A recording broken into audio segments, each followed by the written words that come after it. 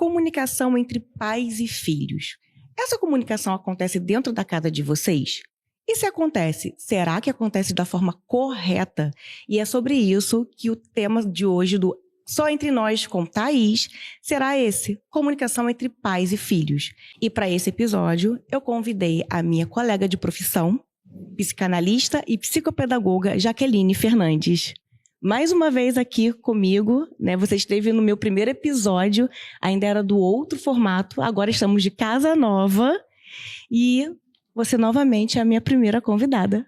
Tudo bem, Jaque? Tudo bem, me sinto muito honrada, Thaís, muito honrada por esse convite. Eu creio que vai ser algo construtivo demais para as vidas que estarão assistindo e assim poderão pegar algumas dicas, né? E aí nós combinamos de falar sobre esse assunto porque pega as nossas duas profissões, a psicanálise e a psicopedagogia. Então, por que não falar da comunicação, que é algo importantíssimo na nossa vida? A gente usa a comunicação para tudo. Mas e com nossas crianças? Como é que tem sido isso dentro das nossas casas? Jaqueline, o que caracteriza uma comunicação saudável entre pais e filhos para você? Uma comunicação saudável, ela se baseia primeiro na afetividade. Não tem como existir uma comunicação saudável sem afeto, sem acolhimento, sem escuta, né? E a comunicação não é apenas o falar, né? Mas a maneira como é dito aquilo que precisa ser falado. E o respeito também, né? O respeito mútuo. Como a falta de diálogo na infância pode impactar a vida emocional da criança no futuro? Nós sabemos que a vida adulta, né, ela apresenta muitos resultados, né, de históricos ainda da infância. Né? Muitas pessoas trazem traumas, trazem sequelas emocionais pela falta de um bom diálogo, né, na infância. Então, assim, o diálogo ele é necessário, os pais são a base, é onde constrói o indivíduo, né, onde constrói a personalidade daquele indivíduo, onde soma, onde contribui para que ele venha ter uma vida, né, onde ele veja aquilo que ele é capaz. A base, a comunicação, ela é a base de tudo na infância e ela começa dentro do lar, ainda nos primeiros anos de vida, é essencial. E a gente sabe que a comunicação ela pode tanto te aproximar quanto te afastar em qualquer relacionamento, né? Se você tem uma comunicação que não seja de forma assertiva, isso com certeza vai gerar um conflito e esse conflito só tende a piorar, a você trazer outras coisas negativas para dentro de casa, dos seus relacionamentos, né? A comunicação de uma forma geral, não só entre pais e filhos. Se a gente não sabe se comunicar da forma correta, isso dá problema no trabalho, dá problema entre amigos, dá problema com a família, dentro de casa, nos relacionamentos entre homem e mulher, a falta do diálogo, não saber falar, não saber a hora de falar, como falar. É um conjunto, não é só falar, né? É como você vai falar. Será que é pertinente eu falar agora? Ok, e aí? Como que eu devo falar? Como eu devo me posicionar? Porque você pode entender de uma forma e tá tudo bem. Isso é uma coisa sua, né? Você vai interpretar da forma que você quiser, de acordo com as suas vivências, experiências, mas eu tenho que estar convicta de que eu comuniquei de uma forma correta. A interpretação é sua, mas o erro ou o acerto da comunicação assertiva é minha. Exatamente, né? A comunicação, para ela ser assertiva, aquele que está transmitindo a mensagem, ele precisa ter, né, o conhecimento, a habilidade e a segurança, né? Falar com convicção, né? E muitas vezes é necessário até controlar as emoções, né? Porque uma comunicação carregada de muita emoção, né, muitas vezes ela sai de maneira errônea, causa danos, né, e apresenta então sequelas, né? Aquela comunicação que deveria ser saudável, ela então gera um grande conflito. A comunicação ela é essencial, o indivíduo ele precisa de se comunicar, né? Ela é essencial, é a maneira onde nós vemos, ouvimos e percebemos o mundo através da comunicação e o outro. Exatamente. A comunicação feita da forma errada, às vezes até para você reverter isso, é complicado. Porque quebra ali uma confiança, um medo, já gera aquele bloqueio, aquela armadura. Espera aí.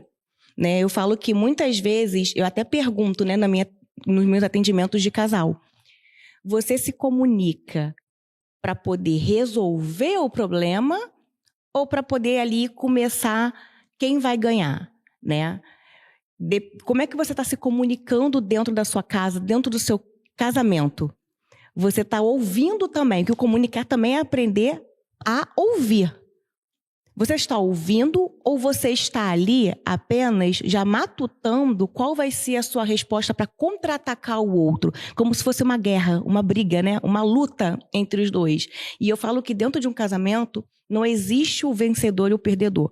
Ou os dois ganham ou os dois perdem. Porque o casamento é a união. Né? Exatamente, né? No relacionamento, então, eu acho que é mais desafiador. Né? Porque cada um vem com a sua história de vida, cada um vem com as suas dores, cada um vem com as suas expectativas, né? E a sua história de vida ela é baseada na vivência que teve gerada também através de uma comunicação. Lá da infância. Lá da infância. Ou seja, tudo a gente volta na infância, né? Na comunicação que a gente tem com os pais e os filhos e o casal, porque a criança está ali presenciando aquilo. Como é que eu vejo meu pai e minha mãe conversando? Como é que eles se tratam? Como eles me tratam?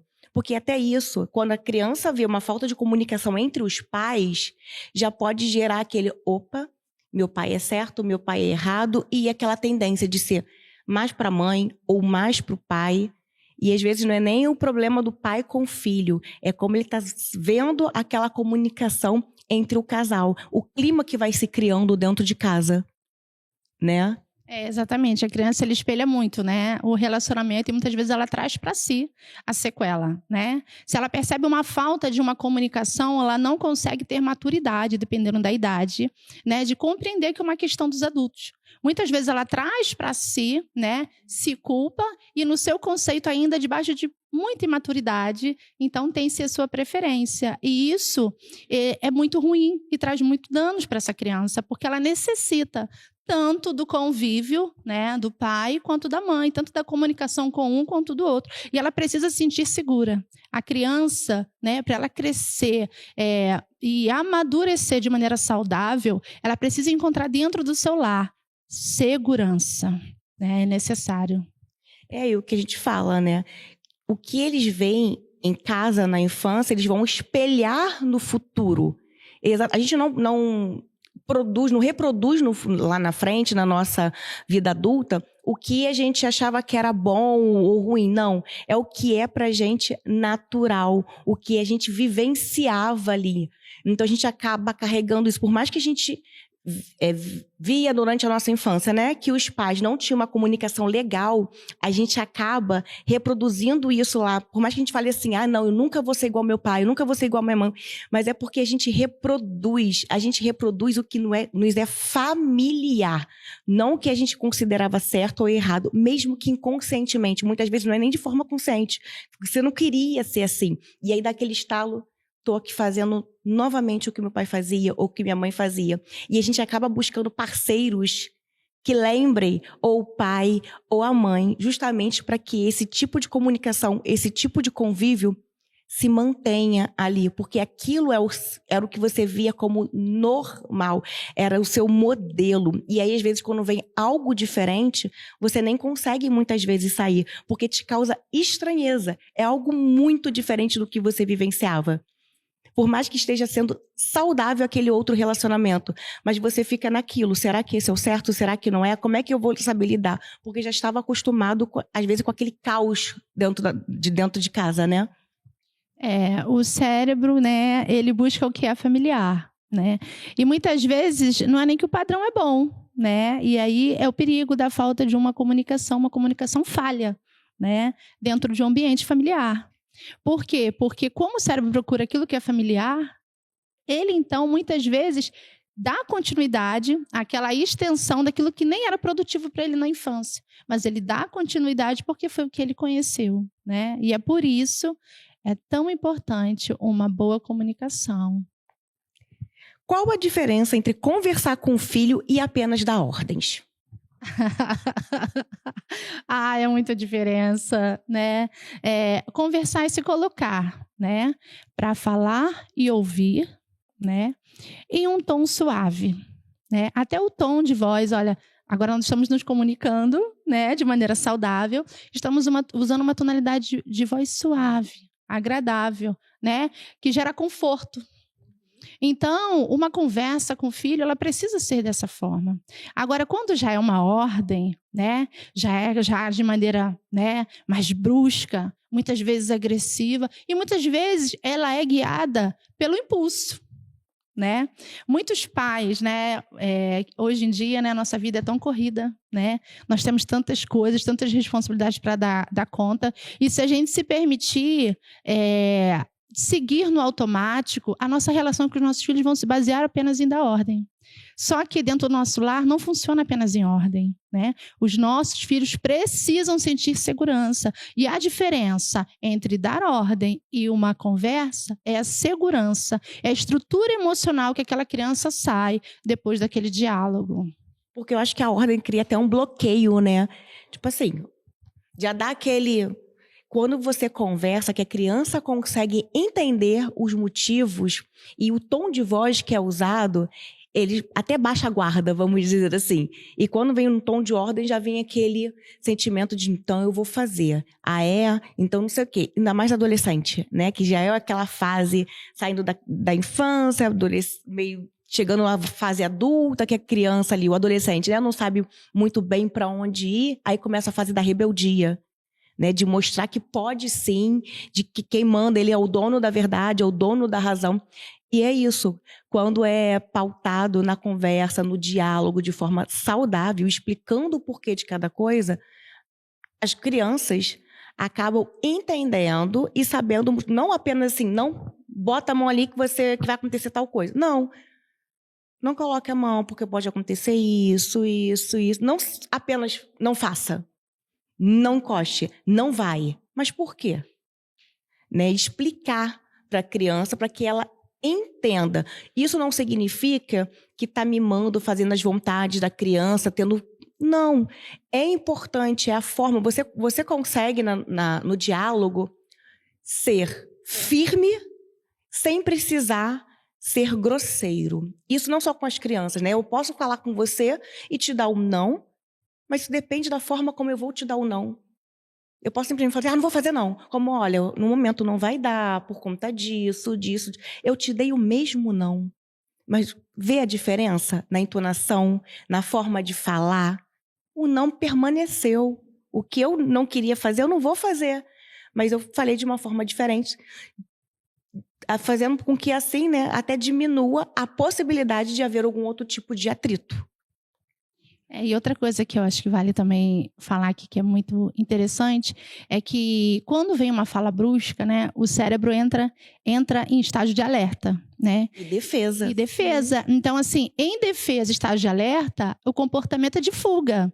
Então, assim, muitas vezes a criança, ela realmente tem comportamento de fuga, daquele que vem, né, de uma maneira, num tom agressivo, né, num tom brusco. Por quê? Porque causa para aquela criança desconforto e o cérebrozinho, opa, perigo, opa, fuga. Então, assim, muitas vezes os pais sentem a falta da presença dos filhos, né? Porque tem essa transição, né, da infância para a adolescência, e realmente eles vão amadurecendo, vão mudando alguns comportamentos, porém, muitas vezes também se dá esse distanciamento por causa disso, por causa de uma comunicação falha, né? Porque todo pai, toda mãe, com certeza, né, que está ali cuidando, ele ama, né? Ele ama, é o amor da vida dele, mas muitas vezes essa comunicação falha acaba afastando aquele que ele tanto quer perto, né, que são os filhos.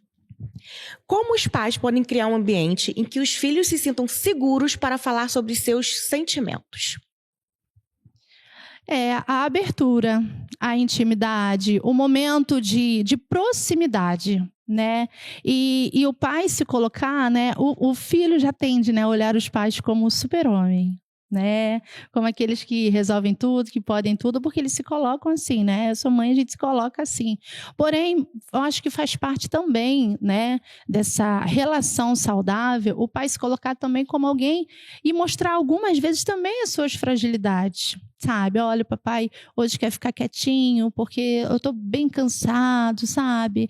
Hoje eu não quero correr na rua com você jogando bola, não. Ou a mãe então falando, não, filha, agora eu não quero ver o filme porque eu tô muito cansadinha, mas amanhã a gente vai... E aquilo ali gera no filho, né, aquela sensação, sentimento de empatia, né? E percebe, então, peraí, ele cuida de mim, me ama, mas também é alguém humano. Então, assim, se ele também tem essa fragilidade, ele também vai compreender a minha fragilidade, né? Então, assim, a gente tem que ter muito cuidado com isso, porque a gente realmente quer ser aqueles que supre tudo, que faz tudo, mas a gente esquece de mostrar para os nossos filhos a nossa humanidade, né? Nós somos humanos, os filhos precisam enxergar a gente assim, né? Que nós somos humanos. Então, assim, eu acho que isso dá acesso. E passar tempo. Gente, nada substitui tempo, né? Presente não substitui tempo, né? Botar em um monte de tarefas durante o dia não substitui o tempo. Telefones, né? Celular, televisão. Nada disso substitui o tempo com os pais. Muitas crianças precisam exatamente disso. Não quer um presente, não quer... Só quer um tempo com o pai para sentar, para conversar, para ler um livro, para jogar alguma coisa. É exatamente isso. E você falou também uma coisa muito importante, a questão da fragilidade, dos pais mostrarem que são frágeis. Porque isso dá também para o filho, no futuro, essa permissão que ele também tem, porque hoje em dia a gente quer ver as pessoas dando conta de tudo, mostrando que é forte o tempo todo, e que se mostrar uma fragilidade, acabou... Mas não é assim. Todos nós somos frágeis em algum momento. E isso não quer dizer que nós não somos pessoas fortes. Até os fortes têm seus momentos de fragilidade. Exatamente. E a gente aprende a ser assim na infância. Então, isso que você falou da fragilidade é importantíssimo. Eles verem que todos nós somos. E nem por isso a gente também é forte quando tem que ser. Mas a gente também precisa ser acolhido, a gente também precisa. Os filhos precisam ser acolhidos, mas os pais também precisam muitas vezes. Eles também estão passando por problemas no trabalho, problemas de família, problema financeiro, problema entre o casal, que não é algo que o filho precisa estar sabendo, mas também estão sofrendo, né? Então as crianças precisam entender isso, que sim, a gente pode dar conta de várias coisas, não de tudo, porque a gente não tem como dar conta de tudo, mas nós também podemos nos permitir a ser frágeis, a chorar, a pedir colo, a pedir conselho, porque senão vira um adulto depois que está ali, preso, sufocando nos próprios sentimentos, porque acha que não pode se expressar, que se expressar está sendo frágil demais e ele não pode ser frágil. Meus pais não eram frágeis. Eu não vivi num ambiente de fragilidades. E como é que eu vou ser frágil? Não posso. Eu vou ser decepção. Eu sou forte, eu tenho que mostrar para todo mundo que eu sou forte. Eu tenho que mostrar para meus pais que eu sou forte. Eles sempre foram, por que agora eu não vou ser? Já sou adulto, eu tenho que ser forte. E não, é importante isso sim. Você falou uma coisa muito importante. É necessário, né? Porque a gente vê, né? Hoje em dia a nossa geração, a gente vive um tempo, né? Que as pessoas cada vez, né? Se mostram, né? Tão capazes e realmente são, né? Mas é como se fosse crime, como se fosse errado. Alguém está frágil, está cansado, né? A pessoa sente culpa em estar cansada, a pessoa sente culpa em não dar conta durante um dia das suas tarefas. E isso é preocupante, né? Isso é preocupante demais. Então, assim, nós desejamos que dentro dos lares, né, não haja uma continuidade. Nós desejamos, né, que as crianças tenham acesso a esse tipo de linguagem, né, que muitas vezes é falada ou muitas vezes é através do comportamento, né, de perceber isso e, assim, não dá continuidade a esse ritmo que está se vivendo hoje, onde as pessoas estão tendo que dar conta de tudo e não quer assumir momento nenhum e não quer descansar momento nenhum porque entende que isso é fracasso. Né? Descanso é sinal de fracasso. Né? Não conseguir tudo é sinal de fracasso. E não é isso. O que fazer quando a criança ou o adolescente não quer conversar? Bom, o ideal é primeiro dar um tempo, né? Dar um tempo para aquela criança, para aquele adolescente. Porém, não permita que esse tempo se estenda demais, né? Busque acesso trazendo primeiro para si. Busque acesso transmitindo afeto. Busque afeto, busque convívio, relação, né? Acolhendo. Traga para si, acolha. Olha, tudo bem. No momento você não quer falar, até agora eu concordo com você, tá? Mas vem cá, eu estou aqui, me dá um abraço. A hora que você quiser conversar, eu estou aqui, eu estou disponível. Eu posso estar atarefado no trabalho, mas eu vou encontrar um tempinho, porque eu quero... Você é importante para mim. O que você passa é importante para mim. Você não está sozinho, seja o que for. Você não... São frases simples, né? Mas que faz toda a diferença, né? Faz toda a diferença na vida daquela criança. Então, assim, o primeiro ponto é o acolhimento. E o acolhimento se dá até em fato de você respeitar um pouquinho, mas não estender, né? Aquele tempinho, daqui a pouco você já vai trazendo para si, né? E tem que ter muito cuidado para não se ferir com isso, os pais, né? Porque às vezes os pais se ferem, né, com isso, e acaba aquilo que deveria ser saudável acaba contornando. Você é assim, você não quer falar, não sei o quê. E aí gera um grande conflito. Então, assim, não é conflito, é momento de acolhimento. É isso, é o respeito naquele tempo, até os ânimos se acalmarem, dar aquela amenizada e depois chamar no cantinho e falar exatamente isso, né? Eu estou aqui para o que você precisar. Virar uma espécie de amigo, vamos dizer assim, do seu filho. Lógico que a nossa relação não vai ser igual a dos amigos mesmo, mas mostrar que você está ali para o que ele precisar, que você vai ter o tempo disponível, independente de você seja tarefada ou não, mas ele é mais importante do que qualquer coisa. A família é mais importante do que qualquer coisa. E é ele sentir isso. Sentir que ele é especial, que ele é a prioridade de uma certa forma, né? E aí, com isso, eles acabam realmente tendo aquele lugar de acolhimento, de aconchego, de minha casa, minha família está aqui do meu lado para o que eu precisar. Eles estão aqui. Lógico, né, que não vai passar a mão na cabeça por tudo. Vai dar bronca se tiver que dar, mas ele vai entender que a bronca realmente é pro bem dele, pro crescimento, para que ele melhore. E mesmo assim, nessas horas, ele vai ter a segurança de procurar a mãe ou o pai para estar desabafando, para estar conversando, porque é melhor do que procurar os de fora. Porque o pai e a mãe vão dar orientações com a base do amor, porque gosta da criança ou do adolescente, né? E na escola, com os coleguinhas, que tipo de retorno que eles vão dar?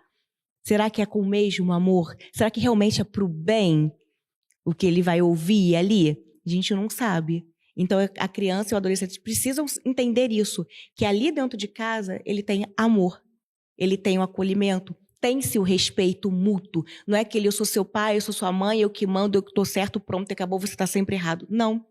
É o escutar, o acolher, o mostrar o porquê que está certo e o porquê que está errado, para que tenha isso, o respeito e a sensação de que a minha casa, os meus pais, são o meu porto seguro. Não que eu não possa falar com os meus amiguinhos, não é isso, né? Mas saber que ali dentro de casa ele tem o que ele precisa também. E eu fiquei refletindo, né? Porque realmente o respeito, ele é a base, né? Foi muito bem colocado isso que você falou, Thaís, realmente, o respeito. Porque muitas vezes os pais, né, eles falam assim, você me respeita, né? Sou sua mãe. Mas assim, muitas vezes, se a gente não tiver cuidado, a gente passa por cima deles, né? E eles são indivíduos, né, tão emotivos, tão sensíveis e tão frágeis, né? Então, a gente precisa também respeitar. E essa pausa realmente é o respeito que nós conseguimos dar e transmitir para eles. Como abordar assuntos delicados sem gerar medo, vergonha ou afastamento? Bom, toda conversa difícil, né? É bom iniciar. Precisamos ter uma conversa e não é para você se entristecer. É assim que eu faço. Precisamos conversar, não é para você se entristecer, é para o seu bem. Então, assim, primeiro já preparando ele emocionalmente para aquela conversa, né? E segundo, o acolher, e como foi colocado, se for necessário, né, corrigir, se for necessário disciplinar, né, às vezes precisa tirar alguma coisa, né, para a criança pensar um pouquinho. será feito, mas assim, conversando e deixando claro, precisamos ter uma conversa difícil. E não se permitir, os pais não podem se permitir deixar dominar pela emoção, né? Não pode. Porque quando a emoção de frustração do pai por um ato do filho, né, de decepção ou de raiva, de explosão, que às vezes nem algo do filho, mas algo que já vem carregando do dia inteiro, né, e vai para aquela conversa, e aquilo explode, né, traz muitos danos para aquele adolescente ou para aquela criança. E muitas vezes é difícil de reverter, é muito complicado. Então é necessário primeiro se esvaziar, né? Se preparar para aquela conversa, os pais, e chamá-los e dizer, precisamos ter uma conversa, e ali falar o que for necessário, com liberdade. Os pais não podem ter medo de conversar com os filhos, de orientar os filhos, né? Essa é a função dos pais, né? Essa é a função. O lar, ele é a base. Então, assim, a responsabilidade é dos pais. A escola, ela pode contribuir com a educação, mas não é o papel da escola estar trazendo orientações básicas, né? Do cotidiano ou da vida, né? Os pais precisam preparar aquela criança, adolescente para a vida. Então, não pode ter medo, não pode ter vergonha, precisa falar o que é necessário para o bem, porque aquilo que é dito dentro do lar é com amor, né? E muitas vezes, como você colocou, quando é dito por outros, por terceiro, muitas vezes não é, nem sempre é. Então, assim, o ideal é que seja falado e com liberdade, né? A conversa, ela é necessária. E foi o que você falou, né? Muitos pais terceirizam a responsabilidade para a escola, no nosso caso, que nós somos também psicopedagogas, para os terapeutas. Nunca são eles que têm que fazer. Agora, as coisas básicas, sim, é responsabilidade do pai. Não é que a escola não possa contribuir, o terapeuta não possa contribuir, mas não é responsabilidade deles, é responsabilidade dos pais. Os pais são responsáveis pelaquela criança, por dar educação, limites, afeto. Isso é responsabilidade dos pais. E foi exatamente isso aí que você estava falando, eu concordo plenamente. Aqui eu tenho uma pergunta também para você. Como é abordar, entrar em assuntos de sexo, bebidas, drogas? Como é isso para os pais? Você acha que tem o momento certo, tem a idade certa? Tem que partir do filho perguntar? Os pais devem chamar as crianças ou o adolescente, enfim, para sentar e vamos falar sobre sexo? Vamos falar sobre aquilo? Porque é o que a gente estava falando, né? A internet está aí para eles procurarem e acharem o que eles bem quiserem. Os amigos também. Mas também isso tem que ter dentro de casa. Eles têm que se sentir acolhidos, livres, para abordar esses assuntos com os pais, para dividir esses momentos, para tirar dúvidas, pedir conselhos. E aí, como você acha que isso pode entrar dentro de casa? Então, assim, uma coisa que me preocupa muito, né, é o acesso que os filhos precisam ter com os pais, né?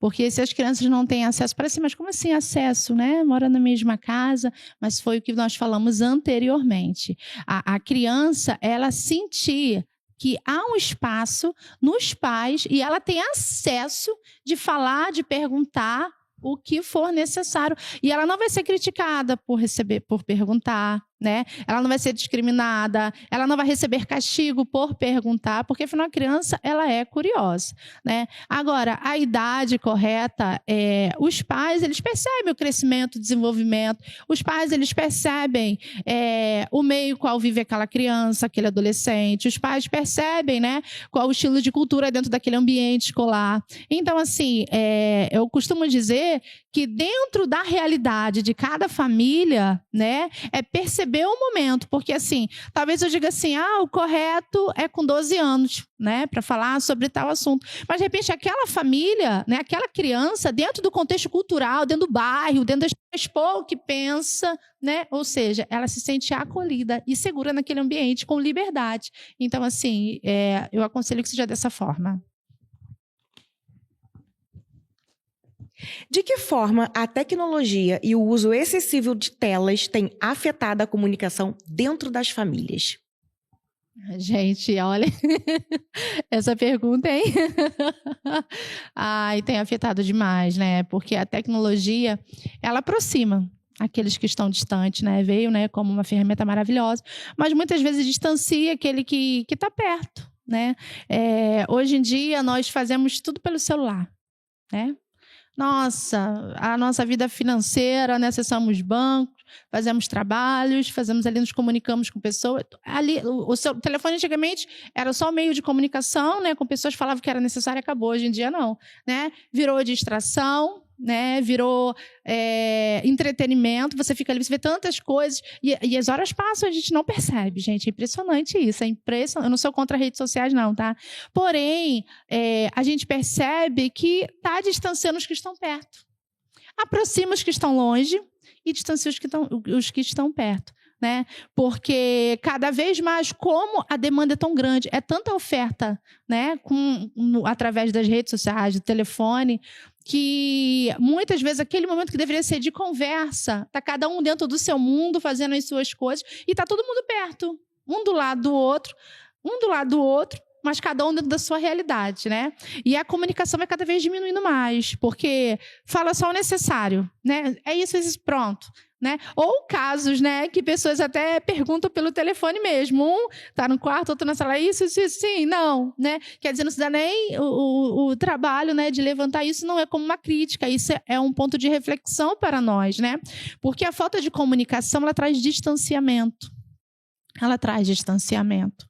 E é muito ruim isso. Ainda mais na vida de uma criança, de um adolescente. É necessária a comunicação, é necessária a proximidade. Então, assim, eu não sou contra o uso, né? Mas que a gente saiba medir os momentos em que nós devemos estar com eles, né? E falar com eles, agora é o momento de você estar comigo. É o limite, né? É dar o limite. Olha, agora nós estamos jantando, tá todo mundo em família, nada de celular. Agora nós vamos assistir Netflix. Vamos guardar o celular. E ter esses momentos, não é a proibição. Porque a gente sabe que tem coisas ali que realmente são necessárias. Hoje em dia o mundo é tecnológico. E se a gente não sabe mexer, a gente fica para trás. Então a gente precisa, independente da idade. Mas é pôr um limite saudável. Porque senão também daqui a pouco está deixando de fazer o que é de responsabilidade porque não consegue sair, porque se torna um vício. E a gente não pode deixar também as telas tomarem conta das crianças. Porque é mais fácil. Eu estou ocupado, eu tenho que fazer comida, eu tenho que isso, deixa vendo televisão. E aí depois, para você tirar, vai ser um trabalho danado, porque, peraí, eu podia, agora já não posso mais, o que está acontecendo? A criança não entende. E a criança vai ficar viciada naquilo, e aquilo vai gerar gatilhos, a criança vai desregular. Então, tudo parte do limite. E aí a gente volta naquilo de que a responsabilidade é dos pais. Os pais precisam, não é a televisão que tem que educar, que tem que dar atenção para a criança. São os pais. Então precisa realmente ter esse limite, tanto em relação à tela de celular, quanto à tela de televisão mesmo. É isso, tem hora para tudo, dá para fazer tudo. Basta ter limite e saber gerenciar o tempo. Se a gente souber, a gente consegue fazer. Né? É verdade, é verdade. Quais erros de comunicação os pais cometem com mais frequência? O primeiro. O primeiro é aquilo que eu já falei, né? Acho que já é a terceira vez que eu bato nessa tecla, porque assim, é algo que eu percebo bastante. É a sobrecarga emocional e projetar os filhos, né? A irritação, o estresse, né? Os problemas externos, e quando o filho vem, descarrega nele. Né? O segundo, eu digo, é não permitir acesso dos filhos a ele. Né? Substituir a presença por coisas, né? Por presentes, que foi o que foi falado. Né?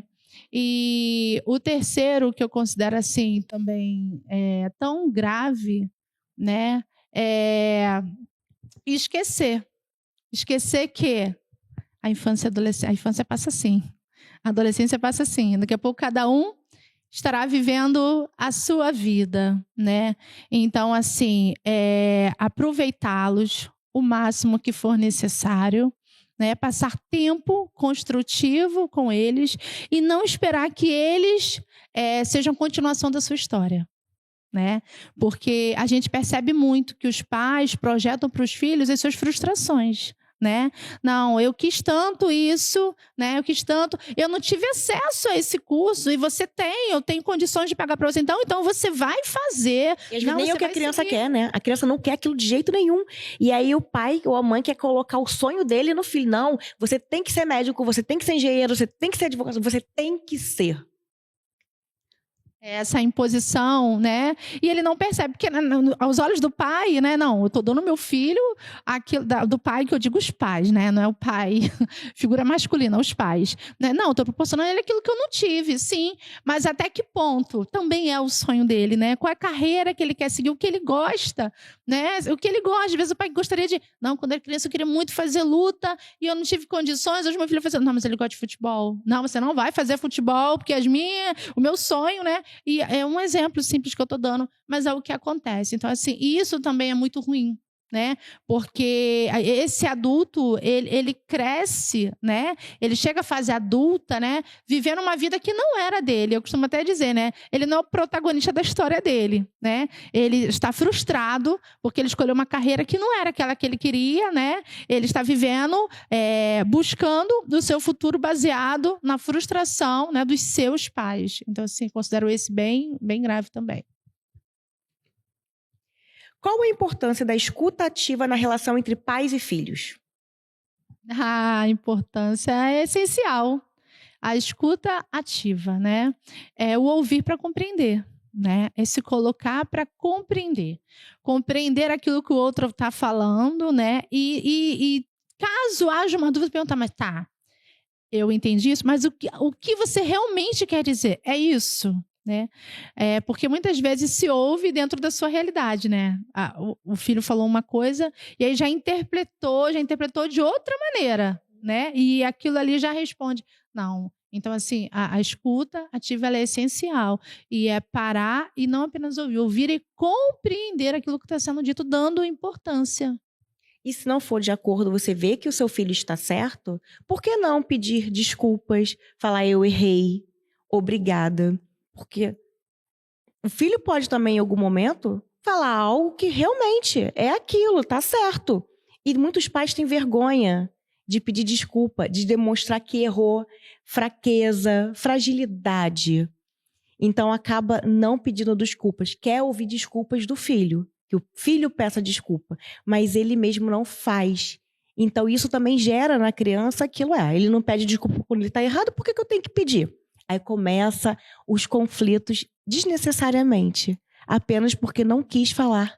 Desculpa, realmente, filho, filha, você estava certo, você tinha razão.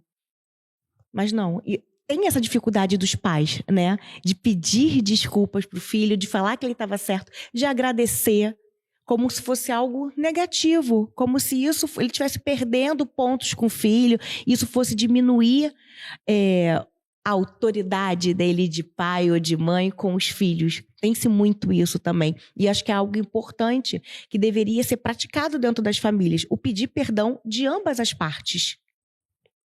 Isso faz parte daquilo que nós falamos, né? É reconhecer a humanidade, né? Falar, é saber que também erra e deixar o filho bem claro. Olha, filho, desculpa, eu falei num tom fora do que deveria, né? Olha, eu errei. Você tem razão, pô, que legal, parabéns, eu aprendi com você, né?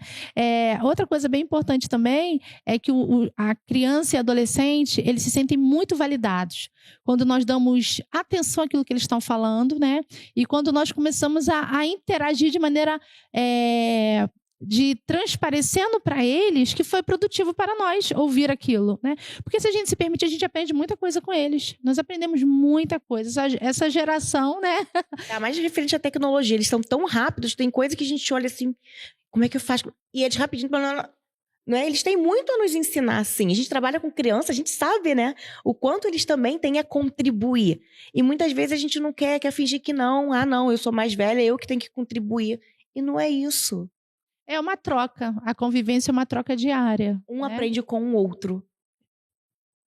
O que os pais devem evitar dizer em momentos de conflito? Os pais devem sempre evitar diminuir os filhos, né? Palavras de ofensa, né? Projetar para eles, né? Usar termos pejorativos, isso sempre, sempre. Eu acredito que isso é o que traz maior danos no momento de comunicação ali, que está falando com os filhos, é isso. E eu acho que também a crítica na frente dos outros. Que às vezes você está num ambiente de família e ali tá os pais colocando o filho, criticando o filho. Não, porque fulano não faz isso, não faz aquilo, não faz aquilo. E eu acho que quando a criança está presente e escuta isso, também não valida as coisas boas que ele faz. E aí ele começa a se sentir aquilo e às vezes até sentir vergonha de estar perto dessas outras pessoas. Porque ele foi desmerecido. Não teve nenhuma validade. Ele só foi colocado como uma coisa ruim. Né? E a gente não sabe que gatilhos isso pode gerar na criança até futuramente. Eu não sirvo para nada, eu não presto, eu só faço coisa errada. E a gente não sabe a mentalidade da criança. Quem sabe pode se tornar uma criança com idealizações suicidas. Porque se ele não presta para nada, ele não sabe fazer nada, o que ele está fazendo aqui nesse mundo? Por que ele nasceu? Por que ele está ali? Então a gente tem que tomar muito cuidado com isso, realmente, com a crítica. A crítica tem que ser de forma construtiva. Voltamos a falar, é a forma como a gente fala. A gente pode falar quase tudo o que a gente quer, mas desde que a gente saiba falar, como falar e onde falar. Porque tem coisa que a gente não precisa falar na frente dos outros. Igual a briga que a gente fala entre marido e mulher, né? Não tem que ser no meio de todo mundo. Não é no meio de um jantar de família, no meio dos amigos, começar ali um bate-boca. Chega em casa e conversa. Os de fora não tem nada a ver com isso. A criança e adolescente, né, realmente ele se sente muito invalidado, né, diante de exposição. Então, os pais realmente precisam ter muito cuidado com isso. E isso é muito interessante, esses gatilhos que muitas vezes os adolescentes passam por isso, né? E às vezes a gente lida, né, infelizmente, em alguns casos assim, dentro do ambiente terapêutico, e os pais desesperados e se perguntam por quê, mas quando a gente vai buscar lá a história, tem relatos assim, né? É possível educar com firmeza e, ao mesmo tempo, manter uma comunicação afetuosa? Eu sou exemplo. É possível sim. A firmeza ela é necessária, mas o afeto é essencial. Como identificar quando um filho está pedindo ajuda por meio de comportamentos desafiadores, isolamento ou agressividade? A mudança de padrão, né, comportamental da criança, né? E isso não precisa de ser terapeuta, não, gente. Né? O olhar conhece de mãe, seu filho, né? Você sabe que tem algo de errado, que tem algo diferente ali. Exatamente. O olhar daquele que cuida ali, ele percebe que houve uma mudança. E se houve uma mudança, algo está acontecendo. Então tem que buscar entender o que antecedeu aquilo ali, né? Vamos reavaliar os fatos para entender o que antecedeu aquele comportamento. Aquele comportamento é resultado de quê? É uma resposta a algum acontecimento. Então, assim, buscar compreender. E eu acho que é por isso também que tem que ter a comunicação entre os pais e o filho. Eles têm que conhecer o filho, porque se você não conhece o seu filho, você não vai notar diferença no comportamento. Não, é assim, daqui a pouco passa. Não é nada não, foi uma coisa boba. Não, porque você não conhece o seu filho, então você não está percebendo ali a diferença. É isso, quando você conhece a criança, você nota, não, ele não é assim. Meu filho não tem costume de fazer isso, tem algo de errado acontecendo na vida dele. O que será que está acontecendo? Onde será? Será que está sofrendo um bullying na escola? Será que é alguma adolescência, né? Um namoradinho ou uma namoradinha? Será que é uma rejeição dele com ele mesmo, com ela mesma? A gente não sabe. Mas quando a gente conhece o nosso filho, a gente pelo menos vê que tem algo de errado, tenta conversar para poder entender e ajudar, né? Ou os pais mesmo ajudando, ou levando para terapia, para poder ter essa ajuda de um profissional, porque às vezes a criança não tem, assim, ela trava em conversar com os pais. E conversando com um terapeuta é diferente. Não tem tanta essa trava. No início pode ter, mas aos pouquinhos com a técnica que os terapeutas têm, eles começam a se soltar e a gente vai descobrindo, né? Porque quando a gente fala, a comunicação, gente, não é só verbal. Existe a comunicação através de escritas, de desenho. Então, por mais que aquela criança... Porque às vezes o pai fala assim, não, mas vai chegar lá na terapia e não vai falar nada. Não fala nada em casa. Mas às vezes o brincar, que a gente acha, que a mãe acha, né, que tá indo para terapia para brincar. Não. Aquele brincar tem um significado. Aqueles jogos que são colocados ali tem um significado, tem um porquê. A gente consegue, né, tirar muita coisa do brincar, do desenho da criança, como ela desenha, como ela pinta, como ela coloca o tamanho das pessoas ali. Então, tudo isso tem um significado, que às vezes os pais não vão entender. Mas um profissional capacitado para isso vai. Então, aí está a importância, né, de quando seu filho já está desse jeito, você tentar ajudar. E se você vê que você por si só não vai conseguir, não hesite de buscar ajuda terapeuta. Porque são pessoas preparadas, né, para poder lidar com isso. E ampara de certa forma essa criança, esse adolescente, que vira um facilitador, né, desse vínculo e dessa comunicação com os pais. Qual o impacto das palavras que ouvimos na infância na construção da autoestima e da identidade ao longo da vida? A importância total, né? Nós somos resultado daquilo que nós ouvimos e vivenciamos, né? De certa forma, grande parte da imagem que nós temos construída a respeito de nós, né? O conceito que nós temos sobre nós, sobre quem nós somos, né? Sobre peso, sobre o que é belo, sobre o que é feio, a respeito do que é feio, é baseado naquilo que nós ouvimos durante a infância, né? Muitas vezes apelidos, brincadeiras, né? Num tom, né? De alegria mesmo, né? Traz aquela criança para o adulto tá só brincando. Não, eu tô brincando. Mas muitas vezes a criança cresce, né? Vira um adolescente, um adulto complexado com aquilo que ouviu, né?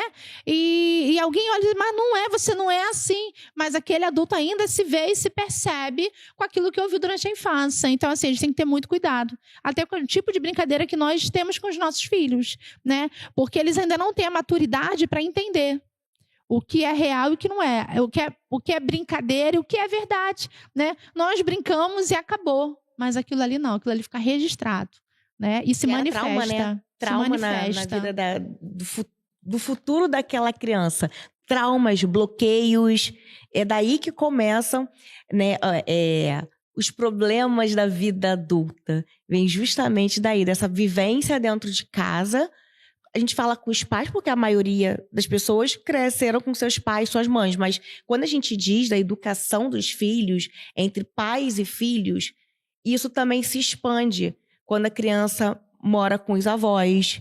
Porque é na educação da criança. A gente fala comunicação entre pais e filhos, mas é, na verdade, quem está cuidando, criando, formando aquela criança. Porque, não, então já que eu sou a avó ou avô que cuida da criança, isso não serve para mim. Claro que serve. É quem está ali educando, criando a criança. Ele que está sendo responsável pela formação daquele adulto, do futuro adulto. Eu e Jaqueline temos a palestra Comunicação que transforma relações. E que será agora no dia 4 de julho, a nossa primeira palestra. Teremos depois novamente em outros lugares. A primeira vai ser em Todos os Santos. Vai ser um café da manhã completo. Vocês podem se servir à vontade. E vai ser de 7h30 da manhã até meio-dia. Nós abordaremos exatamente a comunicação de forma geral, né? A gente vai falar sobre comunicação entre pais e filhos, com colegas de trabalho, na família, entre casais, né? Vai ser um tema amplo, não vai focar só na comunicação entre pais e filhos. A nossa palestra se chama Comunicação que Transforma Relações. Na prática, o que realmente muda quando aprendemos a nos comunicar de forma mais consciente e empática? Gente, muda tudo. Muda tudo. Você aproveita grandes oportunidades que vêm para você, né? Você consegue manter pessoas que são especiais na sua vida, porque a falha na comunicação muitas vezes afasta pessoas que são importantíssimas na sua vida, né? Às vezes a maneira que fala, o que fala, ou até o que deixa de falar, né? Então, assim, essa palestra, a Thaís fala que é uma palestra, eu falo que é uma experiência. Uma experiência inesquecível, porque realmente aquilo que será abordado tem o peso de transformar a sua vivência quanto pessoa nas relações. É um bate-papo, na verdade, né? Porque a gente não vai ser só a gente falando. A gente vai dar oportunidade de vocês falarem, de vocês se expressarem. Porque se a gente está tratando de comunicação, a gente tem que dar oportunidade para que todos possam se comunicar de uma forma ou de outra. E isso também vai estar presente na nossa palestra, além do sorteio de livros. Se a comunicação tem o poder de afastar ou aproximar pessoas, qual é o primeiro passo para quem deseja transformar suas relações a partir de hoje? O primeiro passo é participar da palestra. Com certeza. O primeiro passo é participar da palestra. O segundo é pôr em prática tudo que vai ser falado lá. Nós, além da palestra, nós também temos o curso que fala exatamente sobre comunicação. A comunicação é tão importante porque a gente se comunica o tempo inteiro, através das palavras, através das expressões, através das cores, da postura, das roupas. Então, tudo comunica. Esse cenário comunica alguma coisa, né? Então, é tão importante que a gente resolveu fazer uma experiência a mais, porque a gente não vai conseguir falar sobre tudo na palestra. Em 1h30, 2 de palestra, não dá para a gente abordar tudo o que o tema comunicação traz. Então, a gente resolveu, além desse podcast, também fazer o nosso curso, que em breve vai estar à venda para vocês nas maiores plataformas digitais. E vale falar também que nós vamos dar algumas dicas, né? Algumas técnicas, algumas habilidades que você pode usar no dia a dia para facilitar essa comunicação. Gente, vai ser muito legal, muito bacana. Aproveita essa oportunidade. Então, aguardamos vocês no dia 4 de julho. E Jaque, obrigada pela sua participação. Espero tê-la você aqui novamente. A gente podia combinar já o próximo podcast, né? Já que a gente tem tantos assuntos assim em comum, as profissões batem tanto, que a gente já pode deixar até aqui o nosso próximo podcast. O que você acha? Eu acho maravilhoso. Qual vai ser o tema? Não sei, vamos pensar. Aguardem, que vai ser surpresa. Se eu falar agora, não estraga a surpresa. Eu vou pensar e a gente combina direitinho. Combinado? Combinado. Agradeço a participação de vocês e até o próximo podcast.